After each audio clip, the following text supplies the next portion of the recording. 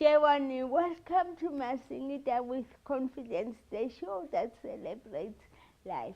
It's that time of the year where we all feel that we need to enjoy our hard-earned money. We've done so much during the year. As much as we need to enjoy, it's that time that we need to find a way to get ourselves out of debt and enjoy financial freedom. Let's find out today how we can do that.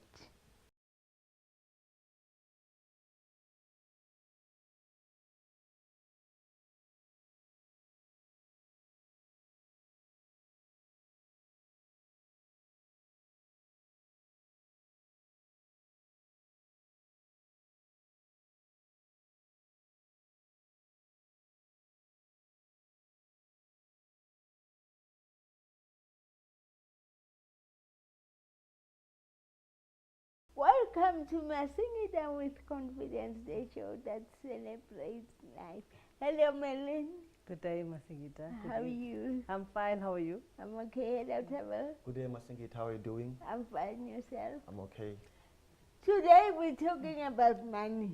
That's one thing as Africans we struggle to deal with.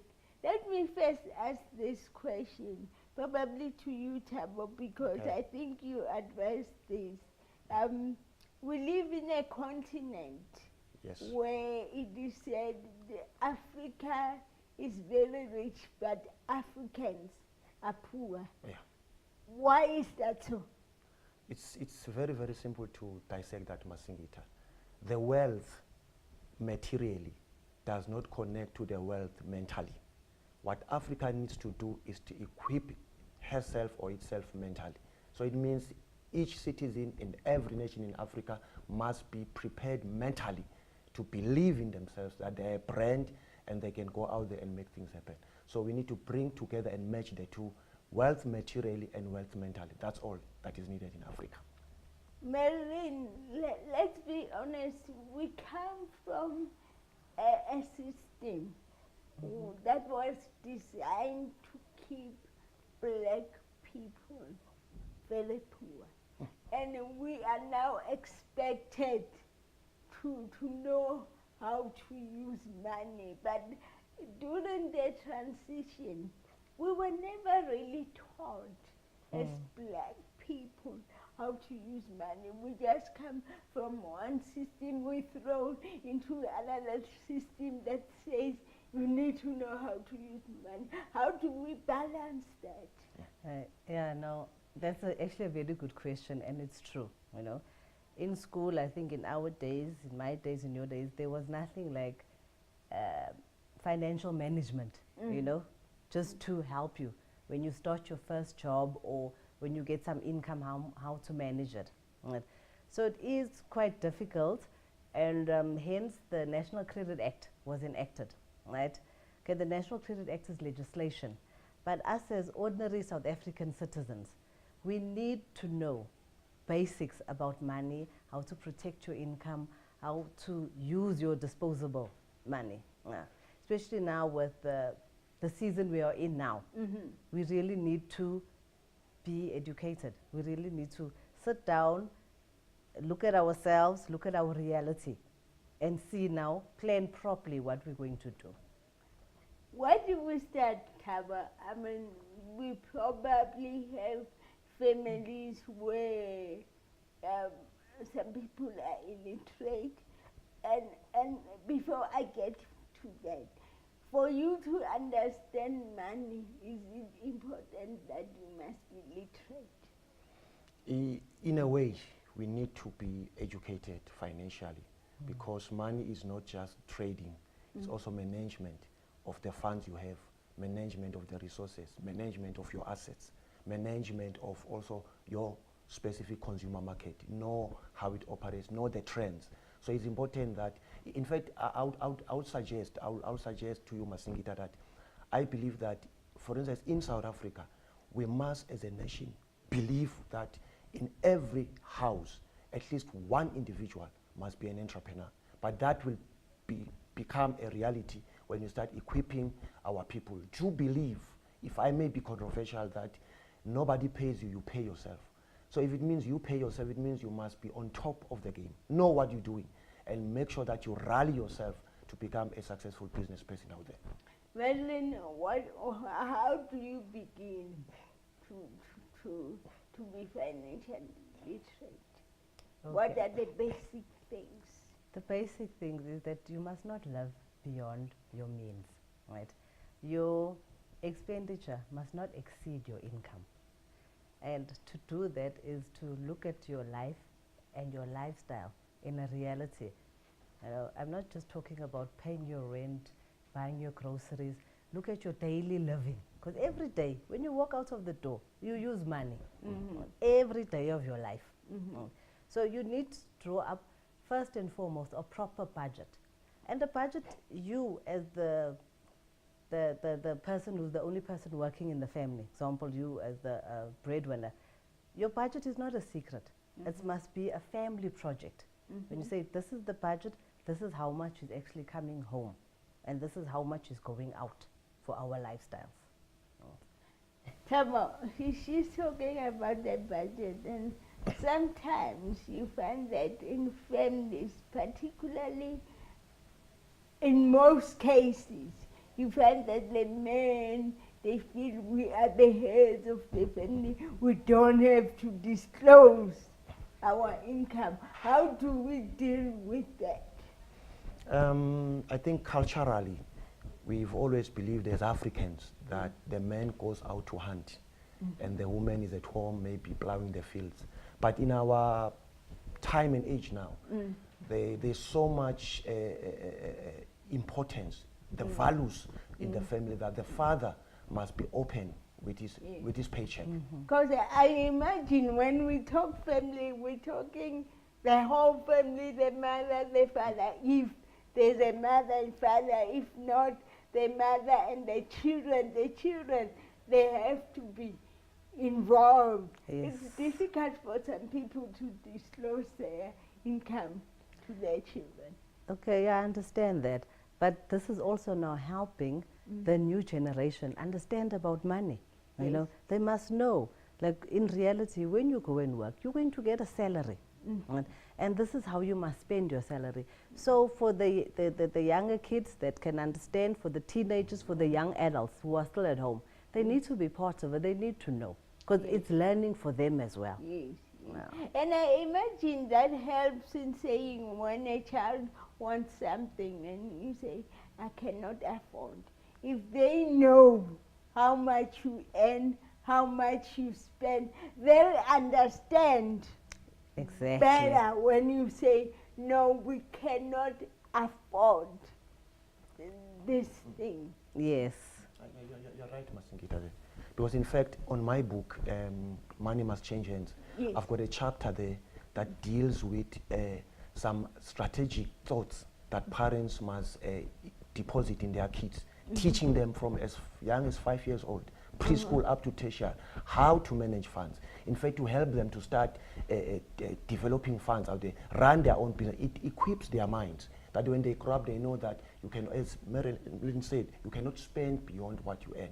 But you must teach them from the young age, because what kids pick when they're young, they mature with it. So I really, really agree with her that we've got to equip our. So the chapter deals with specific that parents must equip their kids how to run businesses and help manage money. Even at 5 years old. I wish I did that with my kids. I wish I'd done that, because kids, they know that they need a rent from you. We might as well take a break and find out more when we come back.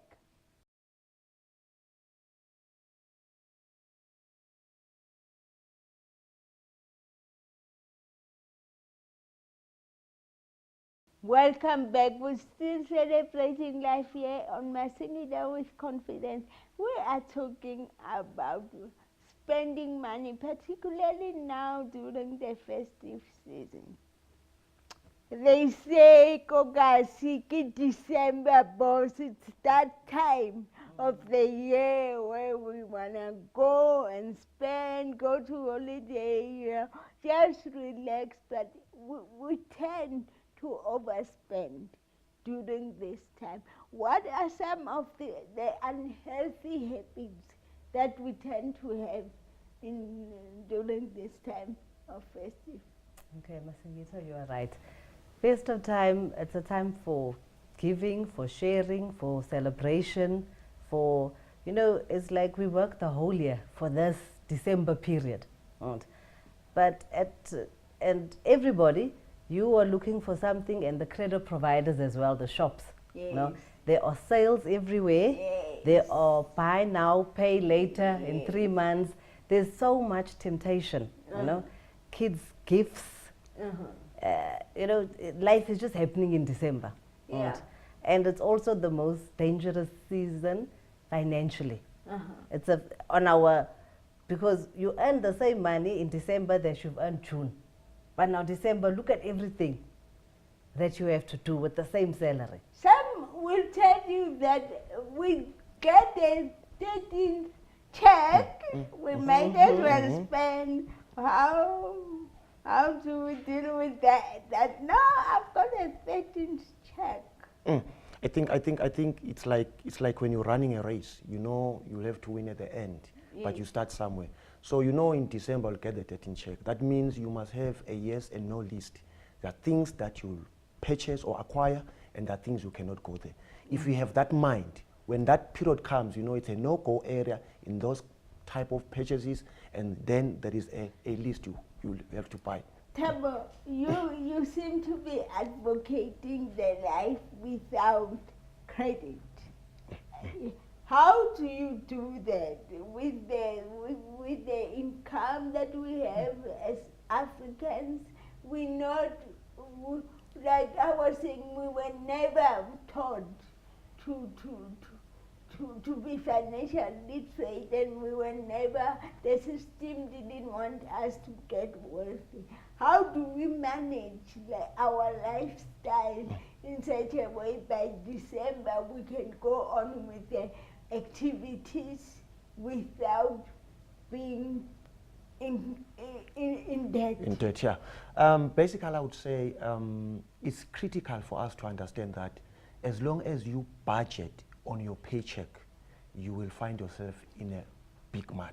I advocate for the fact that you must chase your lifestyle needs.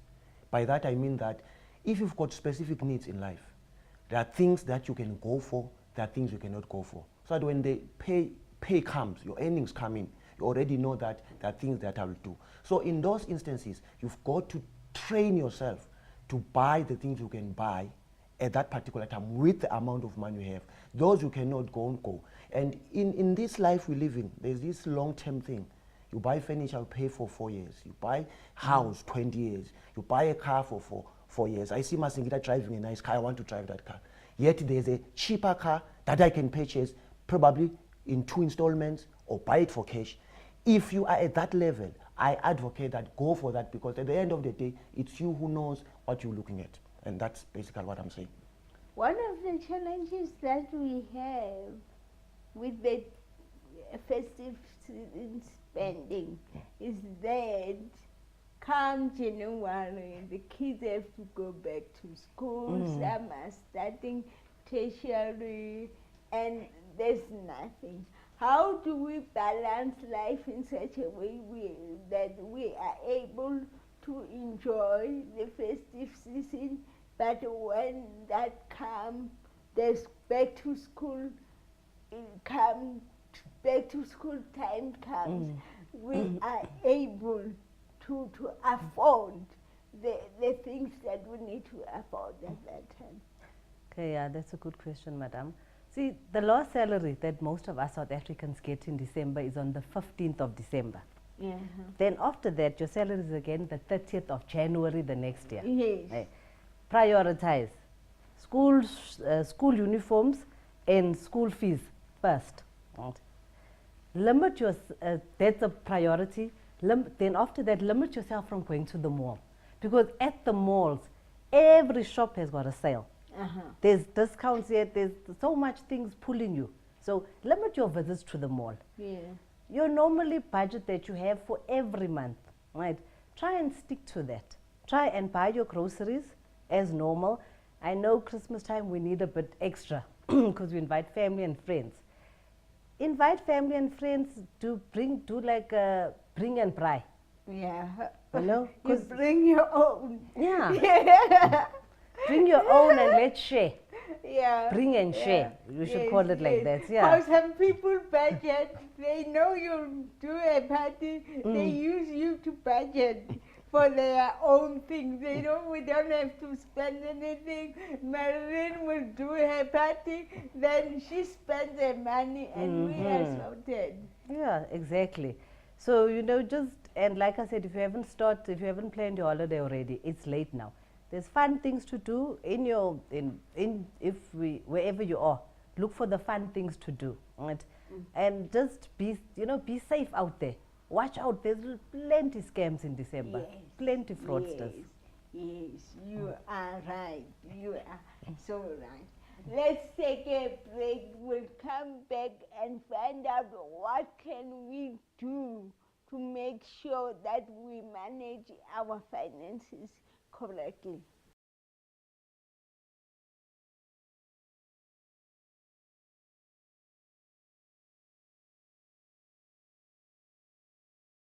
Welcome back. We are still celebrating life. We are talking about finances. What are the tools that people can have to manage their finances, including their credit? Because there are times where people can't avoid credit for day-to-day, activities.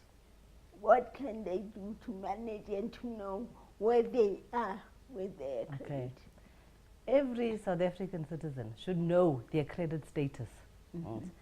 You should be getting a credit report on yourself every 2 months or so to know what is happening. Because if you don't know your credit report, how will you go and apply for a loan if you don't know what status you are in? Right? So credit report is very important. And then you have to protect your ID. Right? Us from Akani Solutions, we have this methodology, right? This say that if you don't know who you are, how are you going to know where you're going to, as far as your finances is concerned? Yeah. Right? So it's easy to get your credit report, right, via our app, right, and to protect your ID. Okay, so the app that you have helps you to get your credit report, but it also helps you to monitor what your ID is doing. Exactly. Remember earlier on when we spoke about fraudsters? Yes, yes. I don't know if you saw. Particularly now. Yeah. Over the weekend, I read an article in the Sunday World where a famous soccer player was defrauded. His ID was used fraudulently. And if somebody like his ID can be used fraudulently, who am I? Who is the next person here? Yes. So you need to protect your ID. And not your ID green book that's in your purse, in your wallet. Your ID number. Yes. Because whether we like it or not, we give out personal information freely every day. Yes. When you apply for credit, you need to give all your information. Yes. You go RICA, you go to the school, they need that information. Even that, whenever the security checks, they always need you to write your ID number. Yes. So we give it out every day, daily. We give out our personal information freely. Hence, there's this app called ID Protector. Right? You can find it on the Play Store. Right? What it does, it will inform you about your status at Home Affairs. If anything happens on your credit report, on your ID, any activity, you'll get an SMS. Right? Wow. From Home Affairs, your title deeds. You'll be sitting here, right? And you'll find that somebody bought your house. Or You're still in the house. somebody married me without me knowing. Without you knowing. So this system will notify you like, Masingita, there's some activity on your ID number at Home Affairs, or there's some activity at the deeds office. Before we get to how we get to that, Thabo, tell us about some of the tools that you have that can help people manage their finances. Very, very, very important. I would say, Masingita, first of all, we must understand that social talk in South Africa must change to business talk, meaning that in your social space, you must have a business language that we use. If we begin to do that, it will assist. Aren't we going to get bored? No, we don't. Because if you say I want to buy this, then I must find out where you're buying it so that I can know whether to buy it there or not. That is business talk. It's in a social setting. Okay. So I'm saying that in South Africa, we must understand that we work on projects. As an individual, you must have projects. In each financial year, have a project. Even if, Masingita, you do one thing a year, it's a big project. That is the first tool that I'm setting out in South Africa. Have a specific project. We're heading towards 2016. Have a project. 1 or 2 or 3 projects. These are the projects I'm working on. I'm not looking left to the right. It will cut away unnecessary spending. It will cut away unnecessary investments because you know you have a project. So the first tool, have a project mentality. That is the first tool I think is important right now. Martyn, where can people get the Akani app to help them with the ID monitoring and the credit check? Can go to Google Play Store, right, and download the Akani app for free. Akani Credit Report. You download this app for free. Then you can purchase it through the app, right? If you've got a smartphone, Android phone, purchase it through the app and you'll get your updated credit report for 29 Rand. And then to protect your ID, it's like 120 Rand a month, but a year, so 10 Rand a month. Yes. So any activity on your ID, you'll know. So I'll really encourage South African citizens to protect their IDs. There's too many fraudsters. Do you have a website where people can get more information on this? Yes, it's www.akanisolutions.co.za. Your book says money must change hands. Quickly, what does that mean? We're dealing there in the book with one individual releasing money to somebody, whether it's purchasing or spending. But at the same time, on the other hand, that individual must also be earning. So you know, in life, there are employees, there are employers. So we are saying that every person must know, as much as I'm spending money, I must be making money. So you must make that balance, that you don't spend more than you earn. So the book is dealing with what we can do as South Africans, all stakeholders on board. Government, which is public sector, private sector companies, employers, civil society, labor, and just the entrepreneur out there, that you've got to go out there and use all the laws and the regulations that are in the country for you to make money. That's what the book is all about. What advice, starting with you, Martyn, then we go to Thabo, that you can give to consumers about their spending? Okay, to the consumers, don't forget, like I said earlier, if you get paid on the 15th of December, you're going to have to wait more than about 45 days until your next paycheck. Just work, draw up your budget and try and stick to the budget.